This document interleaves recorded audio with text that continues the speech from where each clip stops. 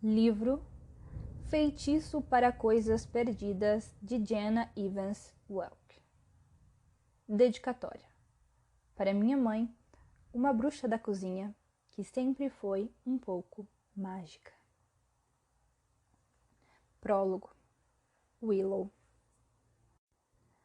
Fernweh, palavra alemã que significa anseio pela distância, oposta a Heimweh, que significa anseio pela casa ou saudade.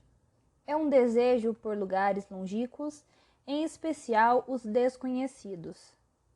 No meu caso, uma condição crônica e quase debilitante que me consome e causa um sentimento frequente de pânico, claustrofobia e angústia. Aliviada apenas por viagens, pesquisa obsessiva sobre viagens ou pelo conforto do meu quarto, que é basicamente uma grande coleção de fotos de viagem. Ver também Wanderlust, palavra em inglês para desejo de viajar o mundo, só que de um jeito muito mais intenso.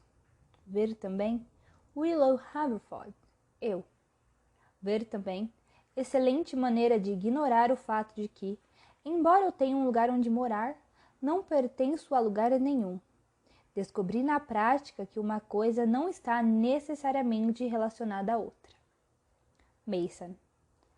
Astrófilo, substantivo, indivíduo excessivamente interessado, talvez até obcecado, no estudo das estrelas e os outros fenômenos celestiais que ocorreram fora da atmosfera terrestre.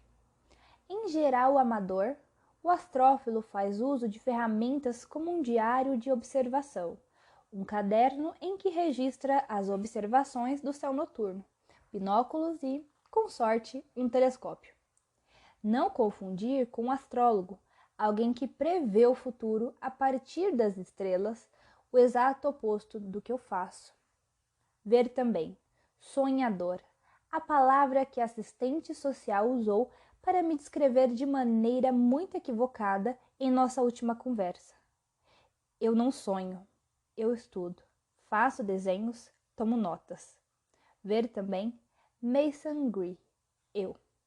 Ver também excelente distração do fato que não exerço controle algum sobre minha vida aqui no planeta Terra e de que há anos não tenho contato com a pessoa com quem eu deveria ficar.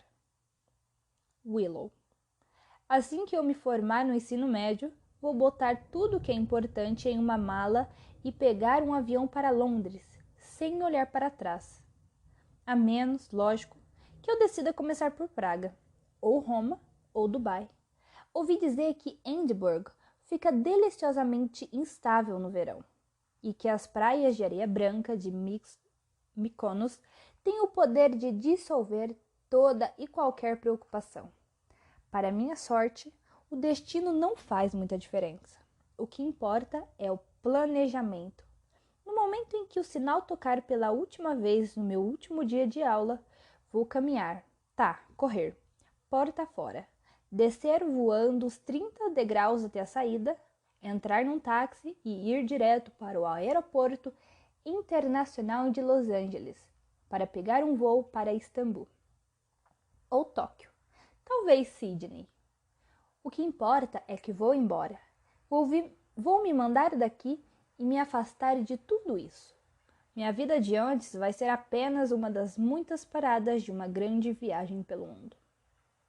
Esse meu desejo de percorrer o mundo começou quando fui a Paris no verão entre o 9º ano do ensino fundamental e o 1º ano do ensino médio. Oficialmente, a viagem para Paris era para fazer companhia à minha prima Beatrice, já que o pai dela estava trabalhando em um filme e a mãe estava dando aulas em um curso de curta duração. Mas a verdade é que eu fui porque estava arrasada. 6 meses antes, no último dia das férias de fim de ano, meus pais haviam me levado ao nosso restaurante chinês preferido, um lugarzinho mal iluminado com cardápios engordurados e a melhor carne de porco agridoce de Brooklyn. Tinha acabado de trazer as bebidas quando a minha mãe disse baixinho: "Precisamos conversar com você."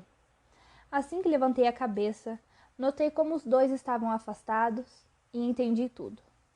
Divórcios são como terremotos. Sim, acontecem todo dia, no mundo todo, mas nem por isso são menos chocantes quando acontecem com você.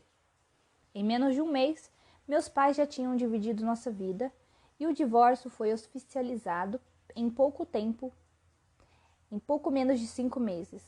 Até onde eu sei, eles não brigaram um contra o outro, nem um pelo outro. Só acabou. O casamento deles se dissolveu como um cubo de açúcar no chá quente. E uma parte de mim também. Acho que o mais surpreendente foi a rapidez com que meus pais seguiram em frente depois do divórcio. Foi como se tivessem acumulado energia durante anos, se preparando para quando pudessem decolar. A empresa de organização de eventos de luxo da minha mãe de repente se tornou um enorme sucesso, o que a levou a conseguir uma nova sócia chamada Drew e se mudar para Los Angeles, levando a filha, relutante, com ela. Achei que, depois da mudança, minha mãe e eu íamos encontrar um novo ritmo, que começaríamos a viver nossos sonhos de mãe e filha juntas. Mas ela foi ficando cada vez mais ocupada. No Brooklyn, meu pai começou a namorar Chloe, uma designer gráfica com quem trabalhava havia alguns anos. Em 10 meses, eles já estavam noivos e grávidos de trigêmeos. Sim, isso mesmo, trigêmeos. Gostaria de poder dizer que encarei tudo isso com dignidade, mas o fato é que os 14 e os 15 anos de idade não foram meus melhores momentos. Eu gritava, atirava coisas. Uma noite, saí com amigos e só voltei às 4 da manhã. O pior de tudo era que não me importava com mais nada. O divórcio tinha um peso físico. Era como se um monstro gigantesco e voraz tivesse se alojado no meu peito e devorado tudo que antes me fazia feliz. Eu não conseguia comer ou pensar direito. Não me interessava por nada. Minhas notas despencaram e parei de ligar para meus amigos no fim de semana, de jogar tênis e de garimpar em brechós no caminho de volta da escola. Eu me sentia perdida e desorientada. Ia da casa do meu pai para a da minha mãe, sem que nenhuma das duas parecesse meu lar. Como acontece muitas vezes, Paris foi a resposta para os meus problemas. Foi ideia da minha mãe me mandar para ficar com a minha prima, ou quase isso, Beatriz. Meu pai e o pai dela, tecnicamente, já foram meio-irmãos. Mas quem tem uma ligação com ela sou eu.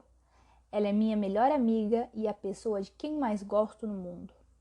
Em parte porque é uma cidadã do mundo, morou em 5 países, e quando alguém pergunta em quantos idiomas ela é fluente, Beatriz se dá de ombros e diz algo super legal, tipo, depende do que você considera fluente.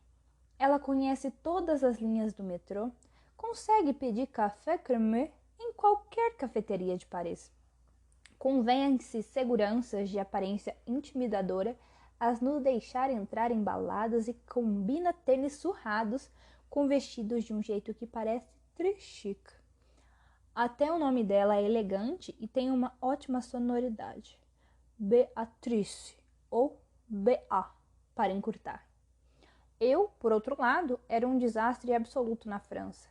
Pedia para colocarem gelo no refrigerante e vivia esquecendo de dizer bonjour quando entrava em uma loja. Saía na estação de metrô errada pelo menos uma vez por dia e sorria para desconhecidos sem motivo. Um dia, quando Bea estava ocupada, fui para o Louvre sem comprar o ingresso antes. Mon Dieu! O que estou tentando dizer é que nunca me senti tão deslocada e amei cada minuto. Desde o último jantar em família no restaurante chinês, eu vinha me arrastando em uma espécie de estupor, me perguntando em desespero se voltaria a me encaixar em algum lugar. Com minha mãe, eu era só mais um detalhe para ser gerenciado em sua vida atarefada. Com a nova família do meu pai em crescimento, eu só atrapalhava. Mas, em Paris, eu aproveitei cada minuto. Eu era descolada por definição. Apareci lá sem ter ideia de quem era, e a Cidade Luz disse apenas, tudo bem, Faz décadas que recebemos estadunidenses esquisitões e aleatórios. Já conheceu o quartier latim? Pas de problème, eu te mostro o caminho. Quando digo que mergulhei em tudo que Paris tinha a oferecer, quero dizer que fui de cabeça e de uma só vez. Durante o dia, eu devorava a cidade, arrastando uma beia relutante comigo. Eu a levei a parques e jardins enormes, museus, barraquinhas de livros e lembrancinhas à margem do Sena. Catedrais gigantescas e todas as cafeterias com mesinhas ao ar livre que encontrava. À noite, íamos com os amigos dela às baladas, aos cinemas e aos bistrôs maravilhosos. Amei tanto cada dia da viagem que quando ia dormir, depois de puxar as cobertas até o queixo, eu precisava levar uma mão ao peito para me certificar de que meu coração ainda estava ali. E não foram só as ruas sinuosas, as pontes iluminadas e o cheiro divino das lojinhas de crepe que me encantaram. Não, em cada uma daquelas aventuras eu via algo transformador. Possibilidade. Para ser mais específica, a possibilidade de um dia voltar a me sentir em casa. Tinha embarcado no avião para visitar Bey e seus pais me sentindo perdida, mas nas ruas desconhecidas de Paris havia me encontrado. E daí se eu mal via minha mãe, e mesmo quando a via parecia que estava a milhões de quilômetros de distância? E daí se a nova família do meu pai ocupava o antigo apartamento, se meu quarto tinha virado o quarto dos bebês, e se cada centímetro do lugar estava cheio de coisas que não eram minhas? E daí, se eu não me sentia em casa em lugar nenhum, havia um mundo inteiro lá fora. Como disse Santo Agostinho, o mundo é um livro e aqueles que não viajam leem apenas uma página dele. Bem, eu vou ler todas as páginas que puder e uma delas vai me dizer qual é o meu lugar. Meu lar está em algum lugar, só preciso encontrá-lo. Mason. Na Idade Média, acreditavam que as estrelas regiam nossa vida, achavam que os planetas controlavam o destino, causavam doenças, definiam sorte ou azar e coisas assim. Alguns ainda acreditam nisso. Minha mãe era uma dessas pessoas, provavelmente ainda é. Ela lia o horóscopo religiosamente e mesmo quando as coisas estavam péssimas para nós, sempre achava que nossa sorte ia mudar. O que não fazia sentido, porque nossa vida era uma série de relações tumultuadas e empregos perdidos. Não eram as estrelas que controlavam nossa vida. Era o vício dela. Nos dias em que minha mãe estava por perto e lúcida o bastante para sair da cama, a primeira coisa que fazia era ler seu horóscopo e depois me chamar para ler o meu. Ela era pisciana e dizia que era por isso que confiava demais nas pessoas e estava sempre atrás de atenção. Eu tinha minhas próprias teorias, mas sabia que não devia compartilhá-las. Sou sagitariano, o que minha mãe dizia que fazia de mim um idealista. O planeta regente de Sagitário é Júpiter, o que significa que tenho sorte. De novo, prefiro não comentar. O horóscopo sempre dizia coisas vagas que poderiam se aplicar a qualquer um, como a ambição pode ser usada para o bem, mas é melhor mantê-la sob controle. Ou seu entorno físico vai ter forte efeito sobre o seu bem-estar. Mas minha mãe o encarava como instruções do universo, uma carta de amor enviada para ela.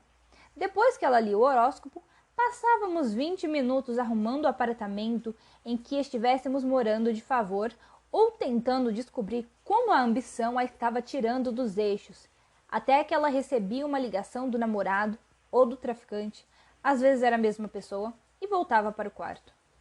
Uma manhã, acordei com minha mãe sacudindo o meu ombro. Era bem cedo, o que significava que ela ainda não tinha ido para a cama. Seus olhos estavam arregalados e brilhantes demais. Mason, leia isso, pediu ela, enfiando o celular na minha mão. O navegador estava aberto no site do Meu Horóscopo Diário, o preferido dela, na página de Capricórnio. A tela do celular emanava uma luz roxa na penumbra do quarto e tive que esfregar os olhos algumas vezes para conseguir ler. Fique atento, os sinais vêm sempre em 3. Ela se inclinou mais perto de mim. Viu? Tudo que precisamos fazer é abrir os olhos. Vamos esperar os sinais. Os 3.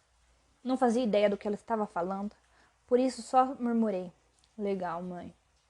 Achei que a minha mãe fosse esquecer aquilo, mas o número 3 não saiu mais da cabeça dela. Aonde quer que fôssemos, ela os procurava. Só escolhíamos quartos de hotel em que o número fosse divisível por 3. Ela entrava em qualquer rua que tivesse o número 3, esperava 3 pássaros piarem antes de sair de casa pela manhã. Sempre que íamos ao mercado comprar pasta de dente ou cereal, ela pegava 3 de cada. Em certo verão, chegamos a nos mudar para o Maine, só porque 3 pessoas haviam mencionado o estado no período de um mês. O problema era que eu nunca vi nada que parecesse um sinal de verdade, muito menos 3. A última vez que minha mãe falou comigo sobre os sinais foi em uma visita supervisionada em um parque de Boston. Naquela altura, eu vinha saindo e entrando em lares temporários já fazia 4 anos.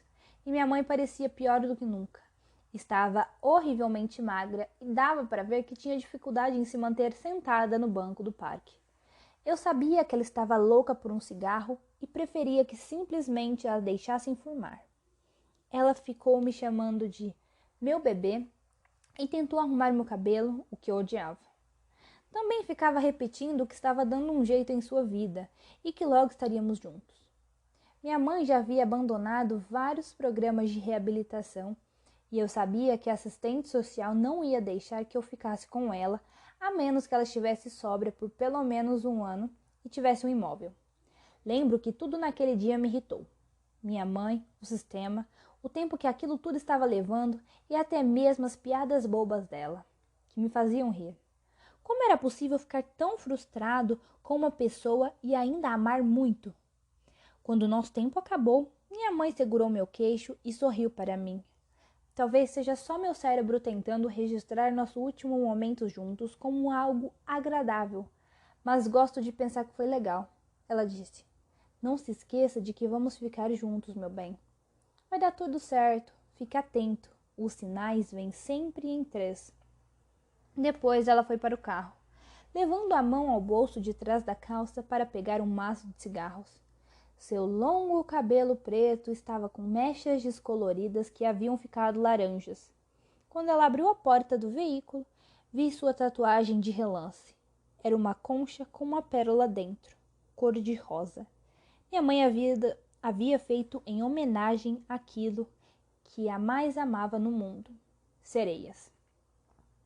Teoricamente, eu não fazia ideia de que seria a última vez que a veria em anos, mas quando vejo o que escrevi em meu diário de observação aquela noite, eu me pergunto se não desconfiava.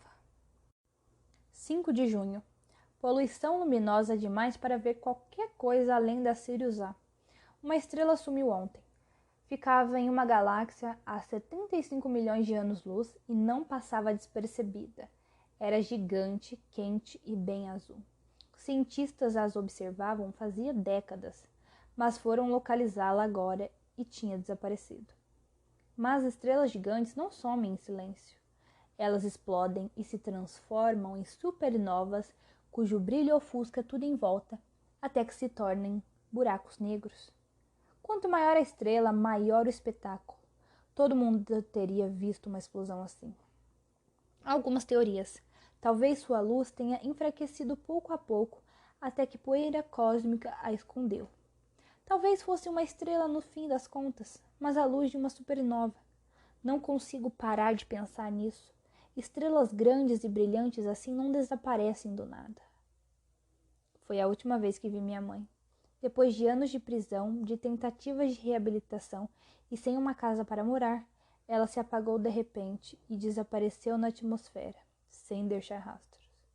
Mas não é assim que estrelas gigantes funcionam. E, diferente da outra estrela, minha mãe deixou instruções. Não se esqueça de que vamos ficar juntos, meu bebê. Vai dar tudo certo. Fique atento, os sinais vêm sempre em 3. E é a isso que me agarro. Um dia estaremos juntos de novo. e minha vida vai voltar a fazer sentido. Até lá, eu me concentro nas estrelas.